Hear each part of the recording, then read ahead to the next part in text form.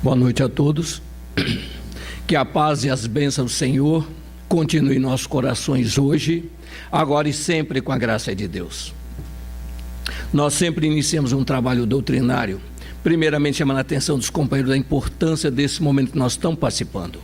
É muito importante para nós, cada vez, todas as vezes, em qualquer lugar onde nos reunirmos em nome de Jesus, buscarmos ter alegria, esperança e confiança em nossos corações, independente dos problemas ou das dificuldades que porventura estejamos enfrentando. Por que essa alegria, por que essa esperança e por que essa confiança? É só recordarmos as próprias palavras de Jesus: onde dois ou mais estiverem em meu nome, aí também eu estarei. E temos certeza que mais de dois se juntam a nós, em nome de Jesus. E nunca será demais nós pararmos e nos perguntarmos: o que é que eles vêm fazer aqui? O que é que eles estão fazendo aqui?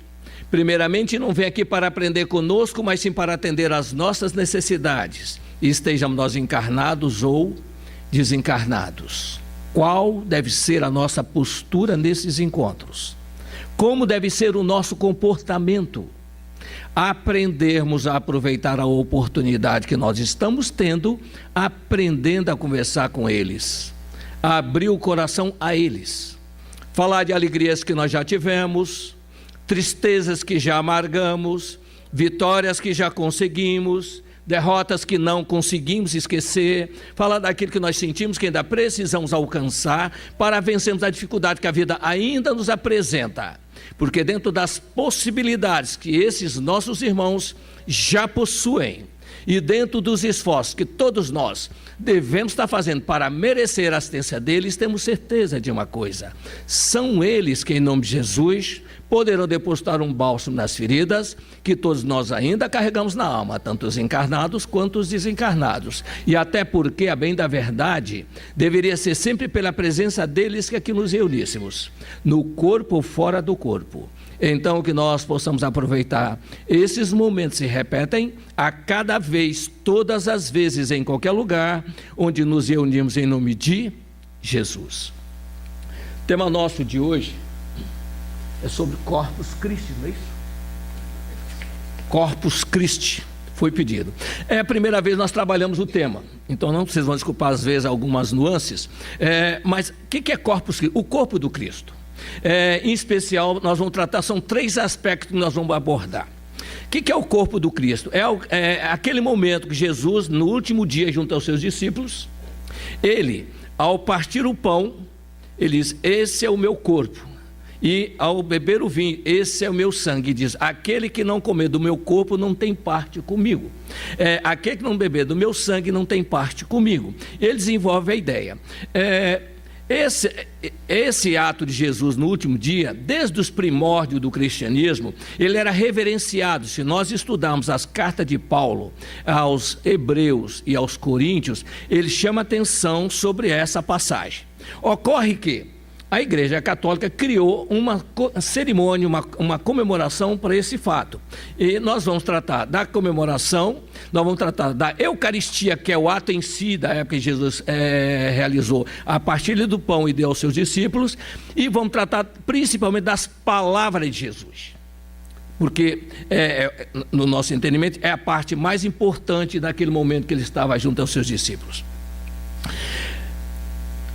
No Sermão do Cenáculo, Jesus, nós já mencionamos, ele reuniu, são 2 sermões que os evangelhos de Jesus traz. O Sermão da Montanha, que Mateus praticamente trouxe ele na íntegra, pelo menos é o que dá para se compreender, e o Sermão do Cenáculo, que João trouxe também na íntegra.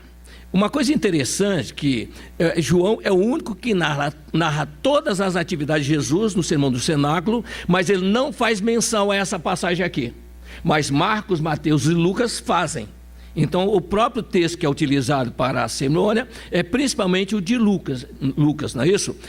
Que embora no final os 3 se repetem, quer dizer, é como se fosse um copiando o outro. Não é muito difícil entender por quê? Porque João e Mateus estiveram junto com Jesus o tempo todo. Marcos copiou as ideias de Pedro, e Lucas foi 20 e tantos anos mais tarde que ele buscou essas informações, não é isso? Então, primeiramente, vamos analisar a festividade. Em primeiro lugar, o que é a Eucaristia? A Eucaristia é o sacramento central da igreja, consoante o qual, através das palavras pronunciadas pelo padre ou bispo que realiza a cerimônia, simbolizam a presença de Jesus, transubstanciando pão e vinho, respectivamente, no corpo e sangue do Cristo. Essa é a ideia colocada. Em 1200, mais ou menos, uma servidora da religião, das seguidoras de Santo Agostinho, agostinianas, elas tinham um sonho que ela achava que deveria ser feita uma comemoração para isso. Repara bem, 1230 mais ou menos, ela já tinha essa ideia. Ou seja, já havia passado menos 12 séculos.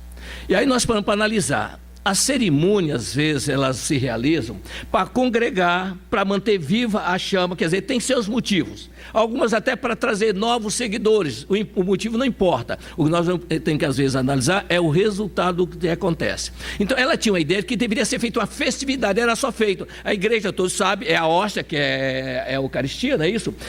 O padre fala as suas palavras, e aquela hóstia representa o corpo de Jesus. E o vinho, o sangue de Jesus. Essa freira, ela tinha um sonho, tinha uma visão, ela conversou com uma amiga também que era da mesma ordem, e mais tarde uma enfermeira que cuidava dos leprosos da assistência. As três reunidas fizeram realmente alguma pressão sobre o clero da época na Alemanha, e naquela oportunidade o bispo podia autorizar essas festividades. Então foi autorizado em Liege que começassem essas festividades ali. Mais tarde, um bispo alemão tomou conhecimento dela e se interessou por ela, se estendeu por toda a Alemanha. Em 1264, um padre que havia tido um encontro com o Papa, ele, ao oficiar uma missa, reza, está escrito na lápide, de que ele, ao segurar a hóstia, ela se transformou em uma parte de sangue, de carne. Ele colocou sobre a mesa e os lugares onde não ficou na marca, onde ele estava com os dedos, segundo os que registram o fato, era para que ficasse evidenciado que a mesma hóstia que ele usou para iniciar era a mesa que ele colocou sobre o balcão da mesa. Ou seja, não houve uma farsa. Nós recordamos que, em termos doutrinários, Kardec se preocupava muito com isso, embustes ou coisas semelhantes, não é isso? E a partir dali, o padre Urbano IV, que estava próximo daquela localidade, atestando aquele fenômeno que eles consideraram de milagre, ele instituiu que a partir dali seria praticada em toda a Igreja Universal. E a partir daí, essa cerimônia é realizada rigorosamente durante todo esse tempo. Ou seja, em 1264, nós estamos em 2017, não é isso? São mais de 760 anos de tradição. Tradição. Essa é a festividade. O fato está na lápide dizendo o seguinte: de repente, naquela hóstia apareceu claramente uma carne verdadeira banhada em sangue, exceto a partezinha que estava entre os dedos do sacerdote, o que não ocorreu sem mistério, mas para que fosse mais evidente a todos que a carne era realmente aquela hóstia, elevada acima do cálice pelas mãos do celebrante. A partir daí começou essa cerimônia toda, ela se fixou, e nós temos inclusive em Belém a procissão do Círio de Nazaré, né? Uma cidade de 1,5 milhão de pessoas que congrega na cidade mais de 2 milhões de pessoas. Ou seja, é a atração que existe às vezes em torno dessas situações. Mas nós estamos aqui para observar principalmente sobre a ótica espírita. Então nós vamos primeiramente observar sobre a ótica espírita a Eucaristia. O que é a Eucaristia? É a bênção da hóstia para distribuir para os fiéis. Onde nós podemos encontrar informações, que dentro da doutrina sempre tem uma parte aqui, outra lá, que nós podemos montar uma peça, né, para entender e compreender como funciona o que ocorre do lado de cá, sob as óticas, as vistas do lado de lá. No livro Libertação, do André Luiz, ele tem uma passagem, para quem já leu o livro, nós vamos apenas historiar o início. No livro Libertação, ele narra uma experiência de Gúbio, Eloy e André Luiz, que eles têm uma tarefa de libertar Margarida de uma perseguição de 60 entidades que quer provocar sua desencarnação.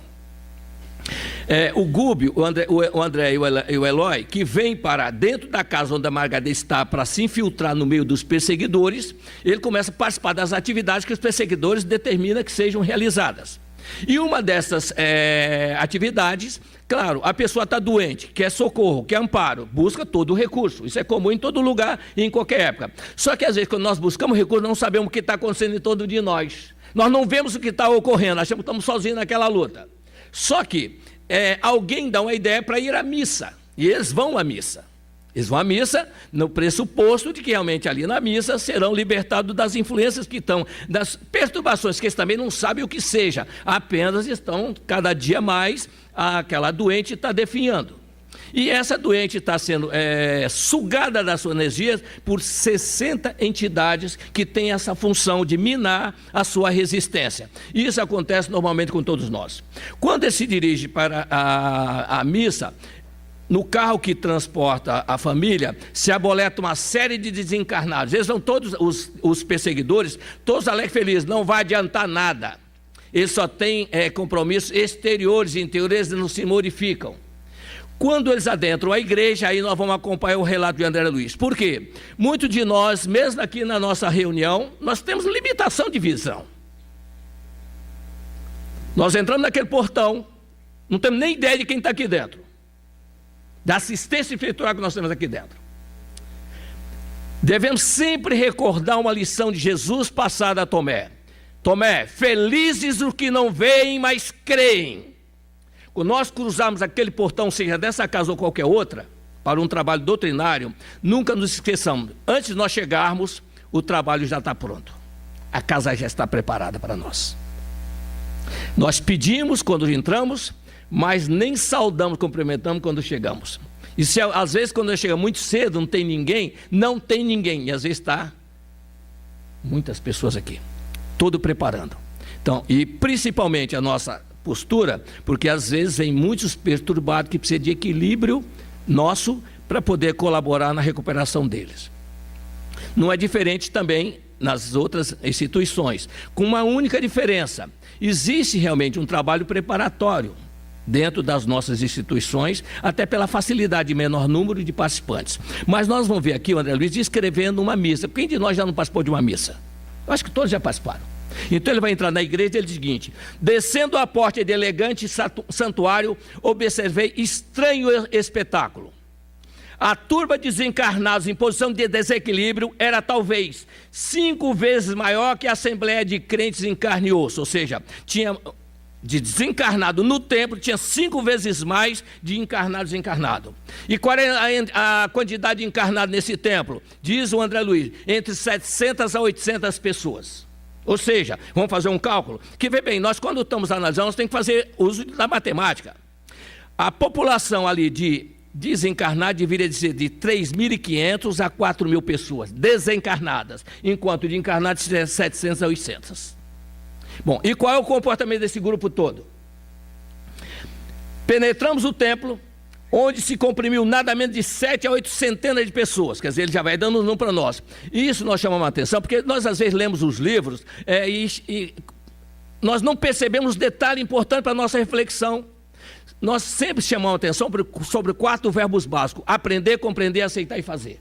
Aprendemos por repetição, compreendemos por comparação, aceitamos por convicção e fazemos por determinação. Bom, e isso nós já repetimos várias vezes. Agora vamos acrescentar mais um item. Como é que eu aprendo? Lendo.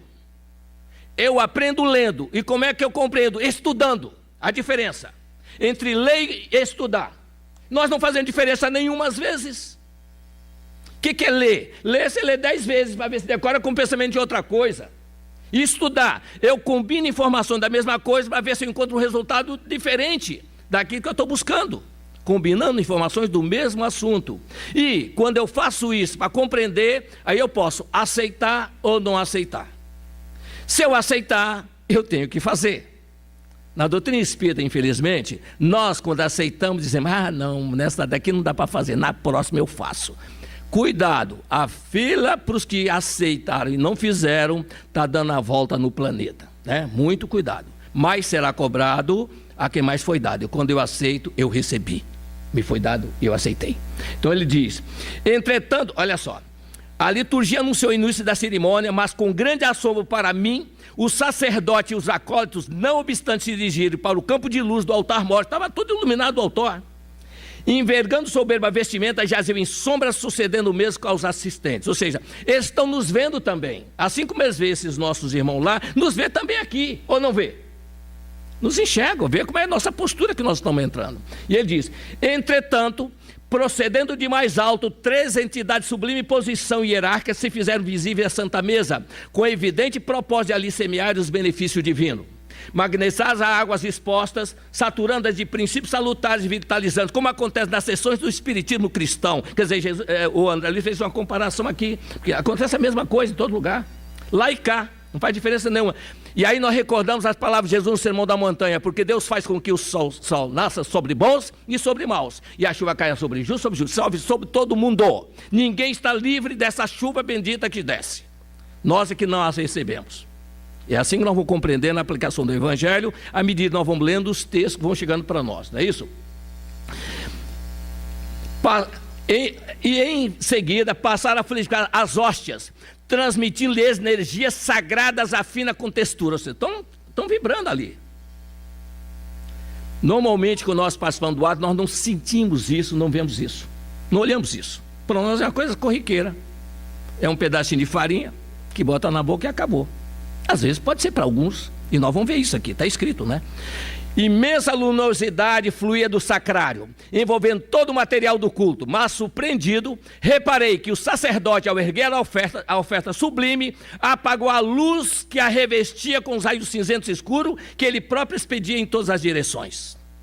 Logo após, quando se preparou a distribuir o alimento eucarístico, entre os 11 comungantes que se prosternavam humildes à mesa adornada de alvo linho, notei que as hóstias no prateado recipiente que as custodiavam eram autênticas flores de farinha coroadas de doce esplendor. Repara bem um detalhe, nós estamos com 800 pessoas na reunião.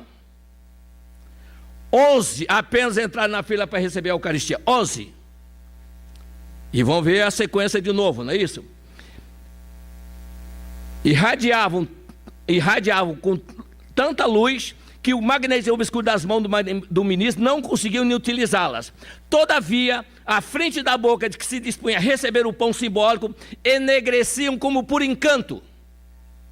Somente uma senhora ainda jovem, cuja contrição era irrepreensível, recolheu a flor divina com a pureza desejável via hóstia, qual foco de fluidos luminescente atravessar a faringe, alojando-se-lhe a claridade em pleno coração. Dos 800, 700, 800, recebeu. E nós entendemos porque é difícil fazer união com Jesus. Às vezes nós recebemos os benefícios fluidificados, mas não resolveu para mim. Será que perguntar, lendo esses textos, por que não resolveu? É o ajuda-te, que os céus te ajudarão. Nós recordamos quando lemos esse texto aqui, Jesus, isso não, porque bem, a lei é única, ela não muda, ela é uma só. Ela se aplica de acordo com as nossas possibilidades. Quando Jesus despede seus discípulos, aí nós temos que estar sempre atentos ao Evangelho. Porque quem chama atenção? Nosso doutor Bezerra Menezes, ele diz o seguinte: se estudarmos o Evangelho de Jesus com atenção, encontraremos solução para todos os problemas, por mais angustiantes. Como é que Jesus explica no Evangelho? Ele, quando despede seus discípulos para divulgar o Evangelho, ele diz: ide e pregai o Evangelho. Quando chegar numa cidade, entrai e escolher a casa que possa recebê-los. Ao escolher a casa, não mude para outra até que parta para outra cidade. Ou seja, fica lá até implantar toda a defesa que a casa precisa para vocês trabalharem. E ao chegarem na casa, saudai-a dizendo: a paz seja convosco.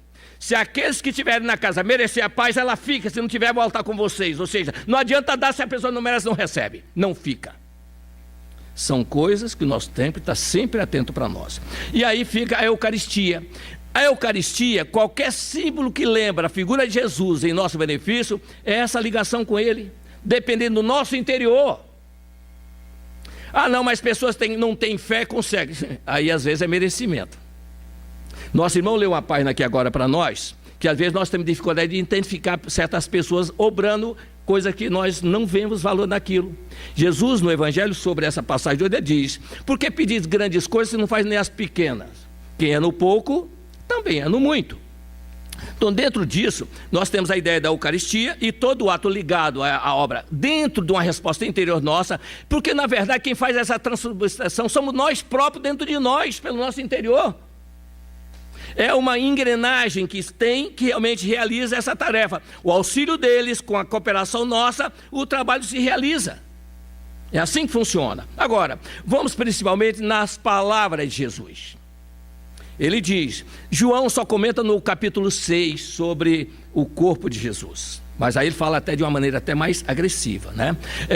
No Sermão do Cenáculo, se nós repararmos, Jesus quando fez o Sermão da Montanha, toda a comunidade participou, quem quisesse, céu aberto, entra quem quiser.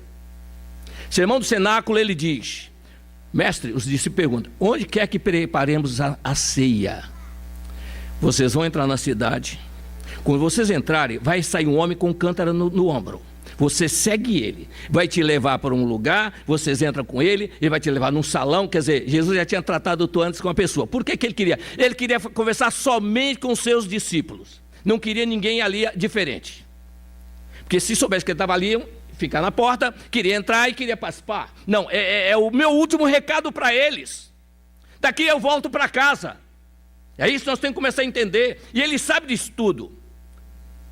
Então eles entram, e aconteceu como ele disse, e ele chegou, e aí Lucas disserta que ele recebeu o pão, partiu, disse, esse é meu corpo, aquele que comer do meu corpo tem parte comigo, e ele vai dizendo isso. Então esse corpo do Cristo é que nós temos que começar, que diz, o corpo. Aí os judeus perguntam, como é que nós podemos comer a carne dele? Os judeus. Às vezes nessa pergunta também nós somos muito judeus, por que isso? Nós raciocinamos como seres humanos. Nós colocamos aqui para raciocinar uma linha de sequência para nós tentarmos entender. Porque, repara bem no detalhe. Em primeiro lugar, nós temos que falar, ver o que é dito e quem está falando. E, se possível, entender o nível de elevação que ele tem. Nesse caso aqui, Jesus está falando. Ele, no capítulo 6 de João, ele traz lá um recado que diz o seguinte, quando ele fala sobre o partir o pão, ele diz, eu venho dos céus não para fazer a minha vontade, mas sim fazer a vontade daquele que me enviou. E a vontade daquele que me enviou é de que eu não perca nenhum daquele que ele me confiou. Ou seja, ele reforça cada vez mais a intenção que ele tem de que justamente ele vem aqui para nos libertar, nos dar uma sequência. Pois bem, nós colocamos ali o seguinte, Kardec usou sempre um tipo de pesquisa do efeito, ele partia para a causa. Ele deixou para nós, na doutrina, várias questões que dá para fazer um caminho para chegar no início. É só descobrir. Nós colocamos ali algumas perguntas, não sei se vocês dão para enxergar os números dali para cá, não é isso? Em primeiro lugar, por que nós colocamos no número? Ali é a causa primeira de todas as coisas, começa tudo ali. É ali que tudo começa. Porque nós temos dificuldade, porque nós analisamos de onde nós estamos. Nós só analisamos do efeito em que nós estamos e um efeito restrito ao período de existência que nós estamos tendo agora. Nem a encarnação anterior nós estamos preocupados com ela, nem a próxima, no nosso raciocínio. É só analisar como nós agimos. E por outro lado, nós temos que saber o seguinte, como é que Jesus enxerga tudo, não nós. Nós estamos olhando da nossa ótica, nós temos que olhar da ótica dele. E não é difícil não, gente. Quer ver por que não é difícil? Tem uma pergunta que Kardec faz o seguinte, é possível conceber o espírito sem a matéria ou a matéria sem espírito? Sim, pelo pensamento, não é pelo pensamento, é pela imaginação, é só raciocinar, tirar um do outro, você fica com ele livre. É usar, é se esforçar para tentar entender. Querer, pois bem, há criação de todas as coisas, inteligência suprema, causa primeira ou primária de todas as coisas, ali começa tudo, é o eterno. Na 540 está a nossa origem. Vê bem, não existe nada criado ainda. Ele vai criar. Então, na questão 540, lá, eles dizem para nós, é assim que tudo serve, que tudo se encadeia na natureza, desde o átomo primitivo até o arcanjo, que também começou por ser átomo. Ou seja, tudo começa no átomo primitivo. Esse átomo primitivo gera uma centelha. O que ele gera é uma centelha. Somos nós, seremos nós. Ora, quando ele gera uma centelha, o que nós vamos ter agora? Temos dois elementos, um princípio material e um princípio espiritual, que está na 27. Kardec pergunta, pois que existem dois elementos gerais no universo, a matéria e o espírito, e os espíritos, sim, e acima de tudo, Deus, espírito e matéria, a trindade universal. Então nós compreendemos o seguinte, então nós começamos a assistir mentalmente na nossa imaginação a criação. É o Criador, ele cria um átomo primitivo, desse átomo primitivo surge a centelha saindo do átomo, o átomo continua, que não é o átomo que se transforma, ele deriva uma centelha, e aí nós temos o princípio material e o princípio espiritual. Nesses dois elementos que começa a marcha, nós vamos na 115, e lá, resumidamente é claro, que diz, Deus dá determinada tarefa a cada um. Uns aceitam sem murmurar, e alcançam mais rapidamente a felicidade prometida. Outros se rebelam e se revoltam, e para esses a eternidade é mais longa. Então nós percebemos o quê? Nós não estamos falando do planeta ainda. Esquece o planeta, não existe o planeta Terra ainda. Não existe. Nós estamos falando do início da criação. A mesma criação, do mesmo ser, gera dois comportamentos diferentes. Um que obedece e um que não obedece. Partindo disso, Kardec então faz a pergunta, porque uma coisa nós temos que entender é o seguinte, só fazendo uma parada para raciocínio. Nós devemos entender que quando João Reis, que seria aqui entre nós, Hippolyte Léon, estava no plano espiritual, desencarnou em 1450 mais ou menos, Jesus o convocou quando se aproximou a época do Consolador vir ao planeta e deu uma tarefa a ele. Lá, quando ele estava no plano espiritual, ele tinha todo o conhecimento que a doutrina trouxe para nós. Ele sabia de tudo lá, porque lá é possível saber. Ele tem domínio lá. Mas quando ele mergulha para realizar a tarefa da implantação, com 52 anos, ao tomar conhecimento do movimento das mesas, para ele era surpresa, não sabia de nada. Era só ver as perguntas que ele faz. Quer dizer que será possível? Quer dizer, ele está perguntando, Kardec faz perguntas do que ele vê e em seguida do que lhe é respondido. Então ele vai descobrindo aos poucos. E no início ele não tem ideia de filosofia, doutrina nenhuma, ele quer alimentar seu conhecimento. Mais tarde é que Deus agora vai publicar tudo isso. Então ele estava ordenando para conhecimento dele. Nesse caso aí ele pergunta, nessa 124, pois que existe espíritos que desde o princípio, quer dizer, pois que existe, porque nós podemos entender, se nós quisermos realmente voltar no tempo, como é que ele pode perguntar, pois que existe? Porque não está em lugar nenhum escrito isso. O que acontece é o seguinte, enquanto se perguntava e respondia, as entidades, porque Kardec não era médium, ele conversava com as entidades através do médium. O médium conversava com, a entidade através do médium, conversava com Kardec ali, enquanto eles estavam formulando as questões, explicando para ele entender. Ele tem que entender. Uma coisa é entender, outra coisa é fazer a pergunta. Então ele vai fazer a pergunta. Então ele diz, pois que existe espírito. Então ele diz, olha, tem uns que seguem o caminho do bem e outros do mal. Então, pois que existe espíritos que desde o princípio seguem o caminho do bem e que desde o princípio seguem o caminho do mal, existe então a quantidade intermediária, não? E os espíritos. Mas evidentemente, e nem poderia ser, a quantidade intermediária é a maioria, quer dizer, o do meio é a maioria. Então nós temos dois extremos, o que segue do caminho do bem e o caminho do mal. Por que nós fizemos aquele quadrinho ali no meio do 115, 104? Que ali naquele item aí, isso aí repara, acontece aqui também conosco ainda. Vindo para o pleno, nós continuamos do mesmo jeito. Nós passamos pela moeda e continuamos bons, outros mal. Não muda da noite para o dia. Nós vamos explicar por quê, não é isso? Bom, aí o que acontece? Nós ainda não existe o planeta Terra. E aí Kardec pergunta, na ordem natural das coisas, qual o mais importante, o mundo corpóreo ou o mundo espiritual? E a resposta vem, o mundo espiritual, porque pré-existe e sobrevive a tudo. Não se sabe o que se conversou durante esse meio tempo da pergunta e resposta, e ele diz, quer dizer que o mundo corpóreo poderia deixar de existir ou nunca ter existido, nada mudaria? Olha só porque a pergunta que ele faz, essa é uma base para nós. Quer dizer que o mundo corpóreo poderia deixar de existir ou nunca ter existido, nada mudaria para nós? De certo, quer dizer, nada mudaria. Ou seja, o que nós deduzimos daí? Nós temos que ver o que dedução nós tiramos. O mundo corpóreo, existindo ou não, não altera o objetivo do Criador. Não altera o objetivo do Criador. Ele foi criado por algum motivo especial que nós vamos tentar ver até o final do estudo, se der tempo. Então, nesse aspecto aí, ele continua fazendo pergunta. Então, o mundo é apenas uma oportunidade. Na 234, 235, 236... Kardec fala dos mundos transitórios, porque Kardec está fazendo a pergunta, e eles falam sobre esses mundos transitórios, não é isso? Nesses mundos transitórios, por exemplo, olha só o detalhe que é colocado para nós.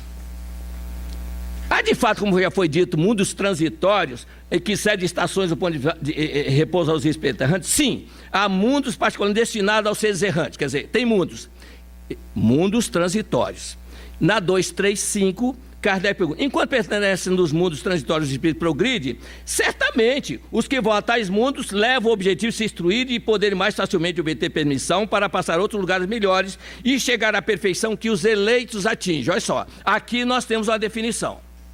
Os que vão para o mundo transitórios esperam alcançar a perfeição que os eleitos atingem.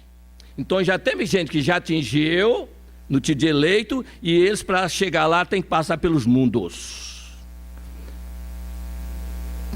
Para poderem mais facilmente obter permissão para passar outros lugares, melhores e chegar à perfeição que os eleitos atingem. Então eles querem alcançar a destinação que os eleitos atingem. Na 236 é que chega mais perto do que nós estamos pretendendo. Pela sua natureza especial, os mundos transitórios se conservam perpetuamente external aos espíritos errantes? Não, a condição deles é meramente temporária. Esses mundos são ao mesmo tempo ocupados por seres corpóreos? Pergunta Kardec. Não, os que habitam de nada necessitam. Ora, Kardec, voltamos a dizer, ele está começando a entender tudo pelas perguntas e respostas que recebe. Se ele pergunta se esses mundos transitórios são habitados por seres corpóreos, ele diz que não, porque nada necessita, então não tem nada a ver com a Terra. Não tem nada a ver com a Terra. Sendo transitório o estado desses semelhantes mundos, a Terra, então ele pergunta, faz a pergunta, sendo transitório o estado desses semelhantes mundos, a Terra pertencerá algum dia ao número deles? É o que ele está deduzindo, não é o que ele está deduzindo? Vai pertencer. Já pertenceu. Ué, em que época? Durante a formação. Então, repare bem, na formação. Então, o planeta, aqueles que seguem o caminho do mal absoluto, são retirados do grupo inicial para passar por um processo de redirecionamento, reencaminhamento, que nós chamamos aqui normalmente de reencarnação. Esse é o processo. Pois bem, chegamos aqui. Bom, chegamos aqui. Colocamos aqui uma frase, um versículo 26 do Gênesis de Moisés, capítulo 1, versículo 26. Façamos o homem à nossa imagem e semelhança. Em primeiro lugar, não é Deus que cria o planeta. Quem cria o planeta é Jesus.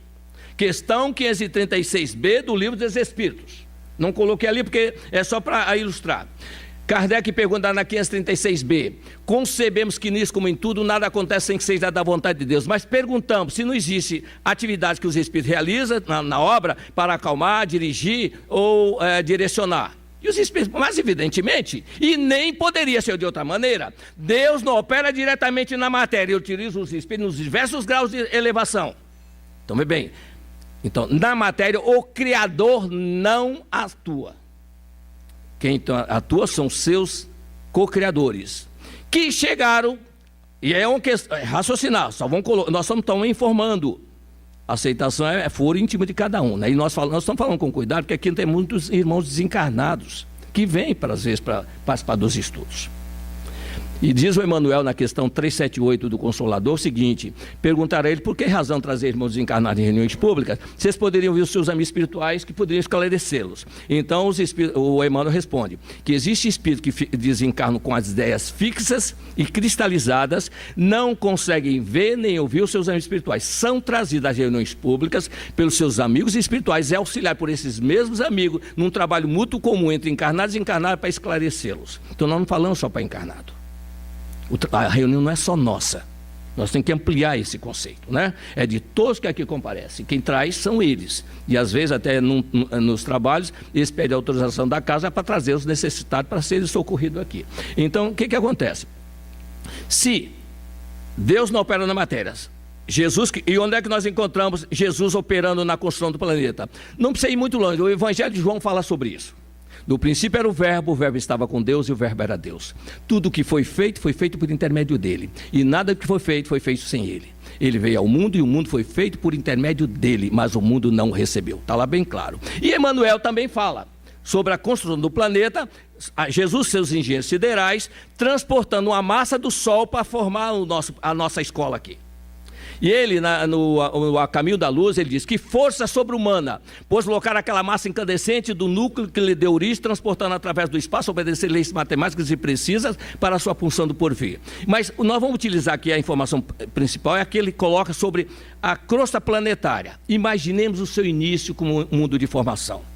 A temperatura do planeta atinge 2.000 graus de calor, como se os elementos estivessem sendo submetidos a um forno incandescente para avaliação dos elementos que iria formar a nova escola dos seres. Ou seja, ele coloca o nosso planeta como um forno incandescente, é todo ele em brasa, 2.000 graus de calor em torno, no look fora dele, e para a avaliação dos elementos que iriam formar a nova escola dos seres. Bom, e ali, vamos imaginar, Jesus, seus engenheiros siderais, naquele planeta colocado em órbita, os governantes planetários todos vieram para colaborar na obra e colocar ele em órbita.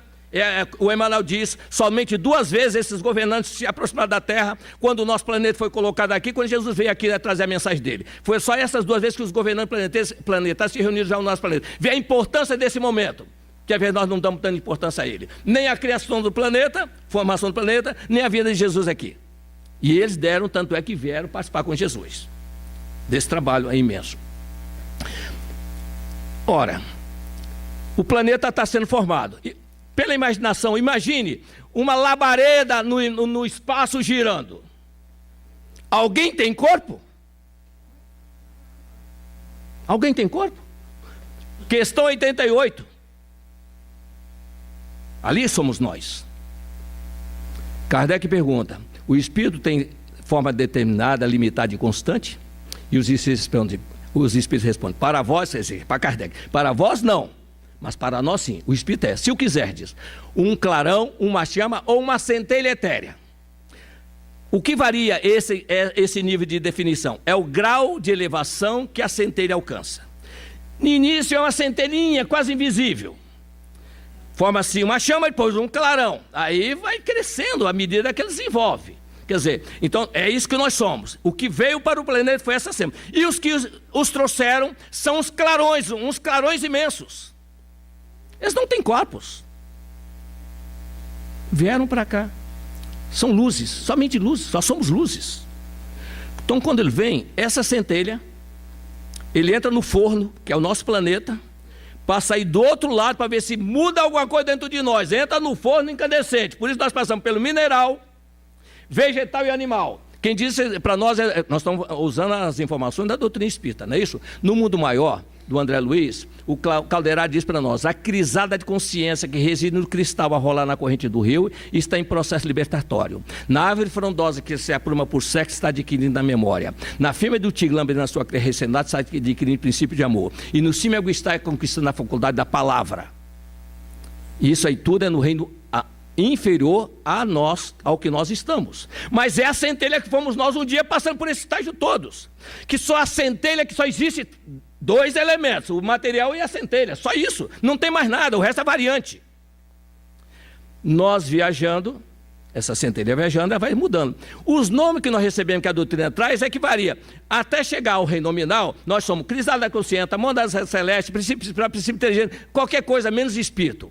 Nós só recebemos o título de espírito quando cruzamos todo o nível, que realmente inferior, que termina no reino animal, e aí somos preparados para podermos nos comunicar. E aí vê, comunicação é o propósito. E como é que é feita essa comunicação? Ocorre o seguinte: a centelha não tem órgão para falar. Ela se comunica pelo pensamento. Aliás, os espíritos se comunicam pelo pensamento. Os grandes espíritos só se comunicam pelo pensamento. Não tem, porque um dia nós vamos perder esse perispírito. Então é pelo pensamento que se fala. Só que nós passamos por tudo isso, nós perdemos a capacidade de irradiar. Por quê? Porque nós vamos ter que passar por uma transformação imensa para poder eliminar todos os nossos resquícios do passado de desobediência ao Criador, para poder redirecionar ou reimplantar em nós o novo conteúdo de aprendizagem. Aí o que acontece? Aquela consciência que nós temos no início, ela vai sumir. Vai surgir uma nova consciência em nós no futuro, quando nós chegarmos no reino nominal. Nós tínhamos uma grande dificuldade para entendermos isso, até o dia que nós lemos o drama da obsessão do Dr. Bezerra de Menezes, quando ele diz que os arquivos mentais do espírito, quando ele fala sobre a consciência, que é os arquivos mentais do perispírito. Então, no nosso perispírito nós recebemos uma consciência. É aí que vai armazenar todo o nosso conhecimento. E aí é mais fácil direcionar. Porque na centelha diretamente, ninguém pode mexer. E vamos ver como é que foi estimulada a fala? No livro Evolução em Dois Mundos, o André Luiz diz para nós o seguinte. Ele abre, até interessante, nós escolhemos, são 4 frases que ele coloca, uma para cada livro da doutrina básica, e nós escolhemos preferencialmente a do livro dos médicos, que diz o seguinte: no conhecimento do perispírito está a chave de inúmeros problemas até hoje insolúveis. No conhecimento do perispírito está a chave de inúmeros problemas até hoje insolúveis. Por que isso? Repara bem, no início nós criados por Deus, somos insubmissos. Ora, se eles pudessem mandar em nós, não precisa fazer esse mundo todo, é só dar ordem ou cumprir. Não existe isso, a mínima chance.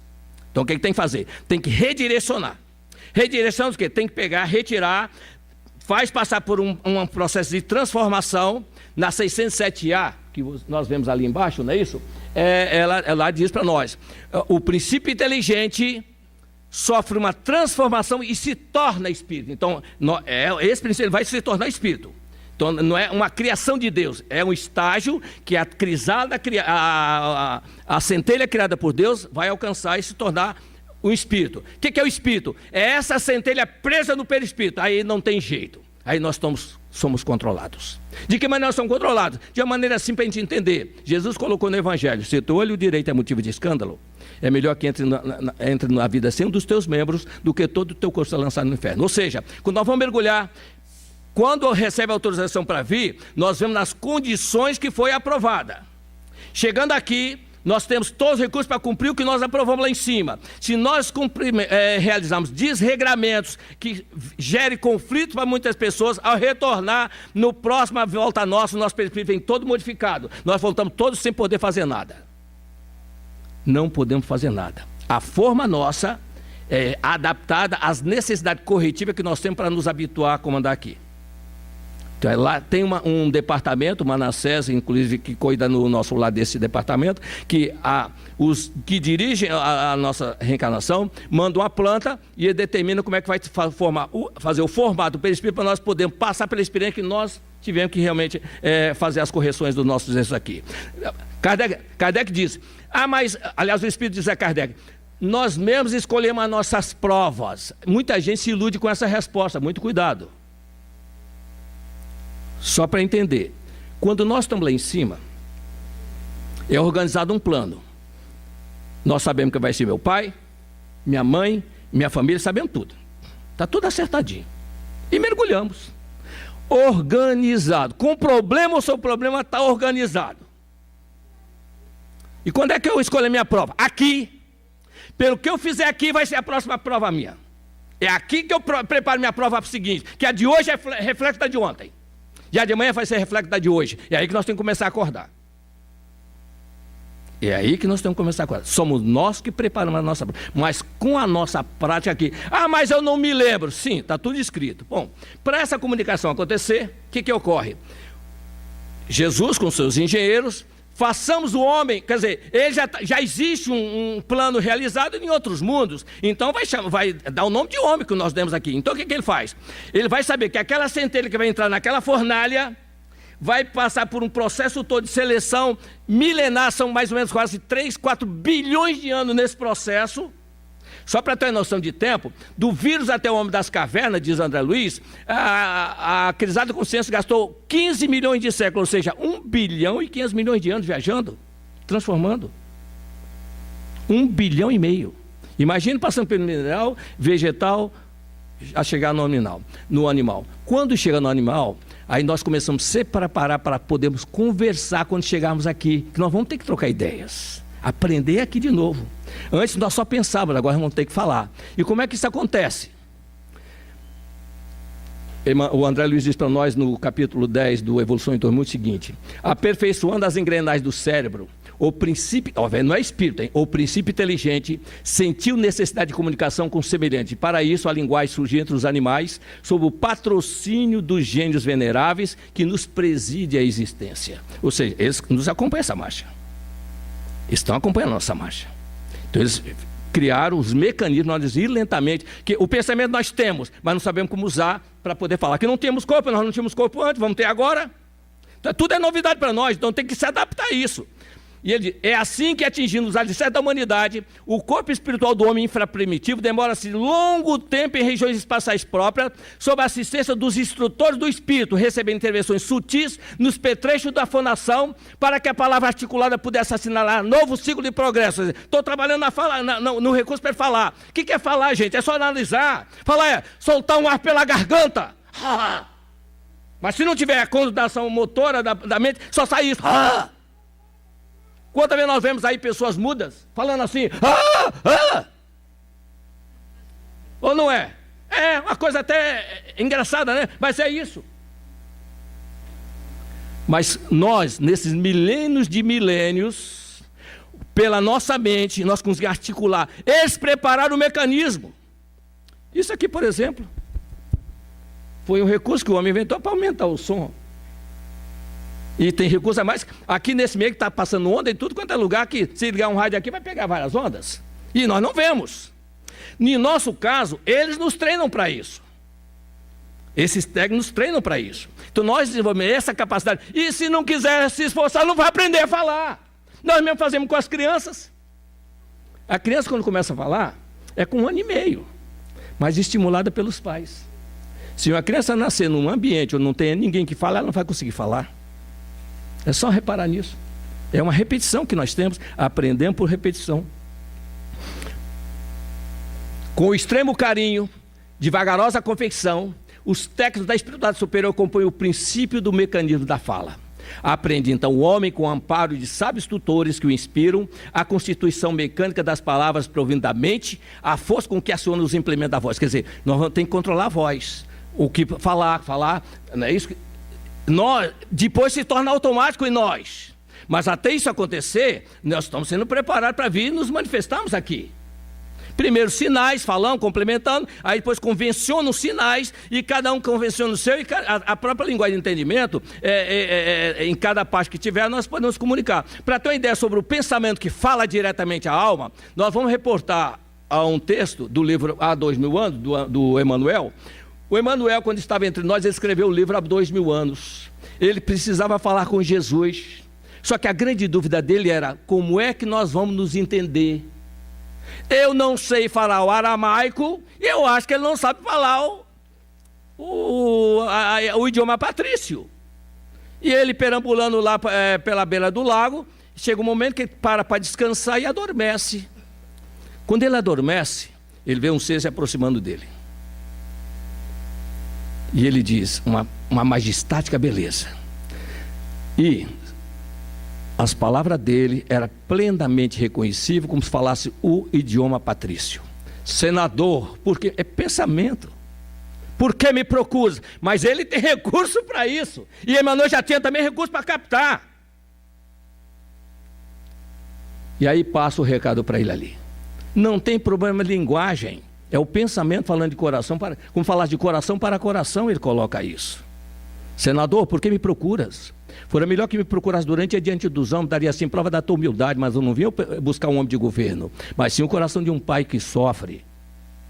Dou-te 1 minuto para me seguir. Quer dizer, deu 1 minuto para ele naquele tempo, não é isso? Ele perdeu esse minuto, está aqui 2000 anos atrás agora, tentando recuperar esses 2000 anos que ele perdeu.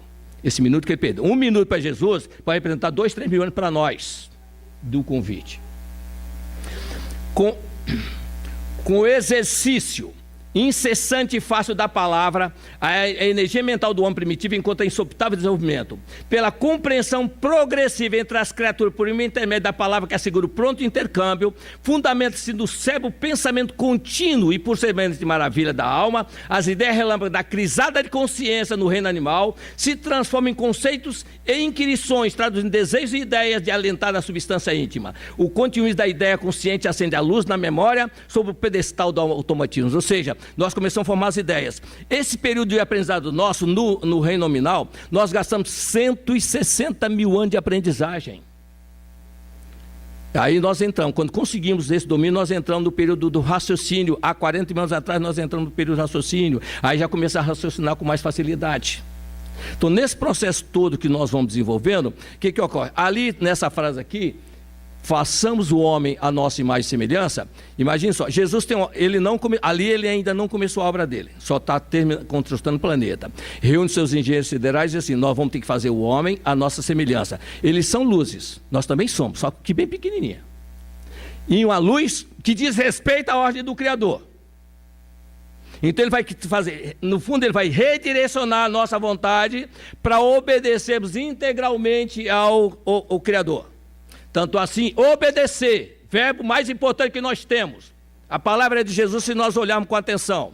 Sermão da Montanha, ele diz: nem todo aquele que me diz Senhor, Senhor entrará no reino dos céus, mas sim o que fizer a vontade de meu Pai que está nos céus. O que é fazer a vontade? É obedecer.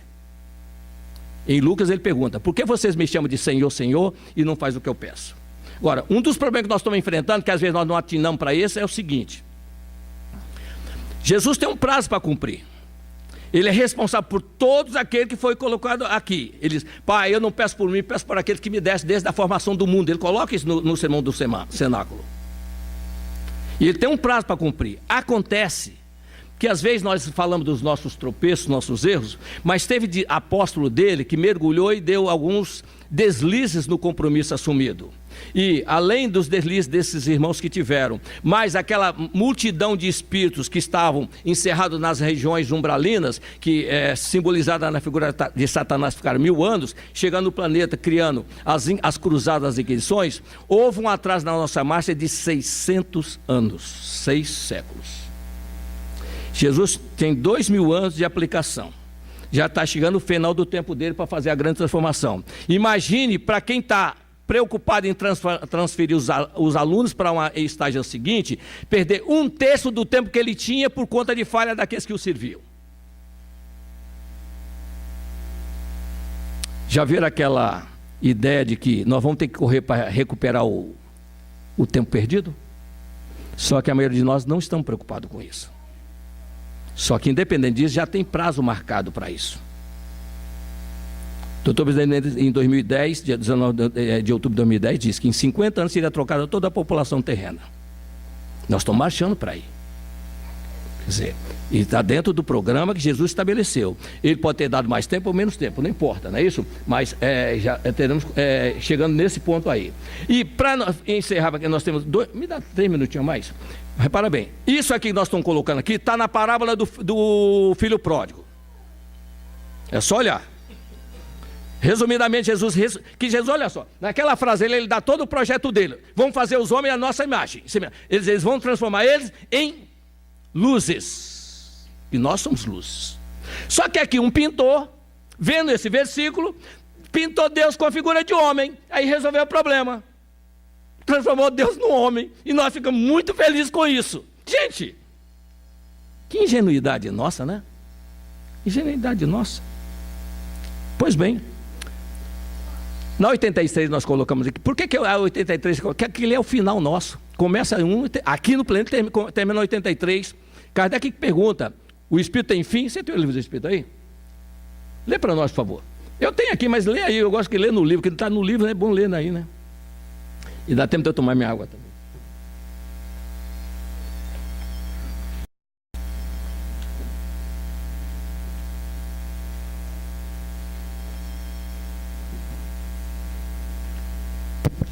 Pergunta 83.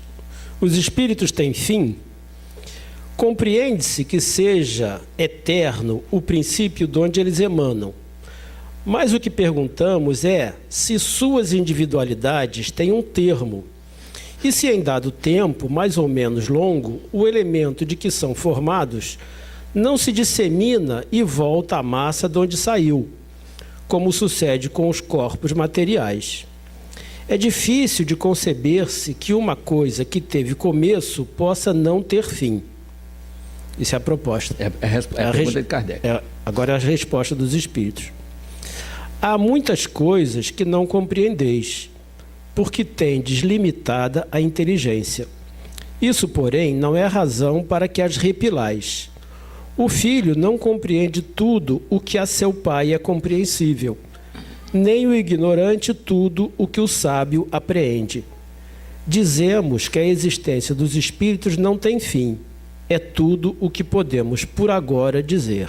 Por agora dizer. Mas o espírito tem fim. O fim do espírito nós podemos encontrar descrito como acontece no livro Libertação. Capítulo 6 do André Luiz, ele diz o seguinte para nós. Ele conversando com o Gúbio, olha, Gúbio, eu nunca vi pessoa assim com um ovoide na cabeça. Nosso André, você nunca viu falar da segunda morte? Aí eles começam a conversar. Ele diz o seguinte, existe espírito de grande envergadura que desenvolve e se desfaz do perispírito. Nós somos espírito quando entramos no perispírito, saiu do perispírito agora só vamos sair cumprindo a vontade, a lei de Deus. Aí nós seremos anjos. O fim do espírito é anjo. E a pessoa fica assustada com isso. Seremos anjos, só isso. Não sai. Jesus diz: conhecereis a verdade, e a verdade vos libertará. É libertar desse perispírito. É a única coisa que nos mantém presos é o perispírito. Eles não controlam por isso. E na parábola do filho pródigo, lá diz para nós o seguinte: esse é o fim do espírito. Na parábola do filho pródigo diz: um pai tinha 2 filhos, são esses 2 filhos aqui. Um mais jovem pediu a parte da herança dele para ir embora e deixou o outro ali do lado. E foi e teve uma vida dissoluta, gastou tudo com as meretrizes. Jesus que está contando a parábola, só dizendo o que ele está contando. Resumidamente, é claro, não é isso? Até que chegou um momento que teve uma grande dificuldade naquela cidade e ele não tinha como sobreviver. Alguém lhe ofereceu um emprego para dar comida para os porcos. E Jesus os porcos, porque o judeu tinha o porco menor, o mais abjeto dos animais.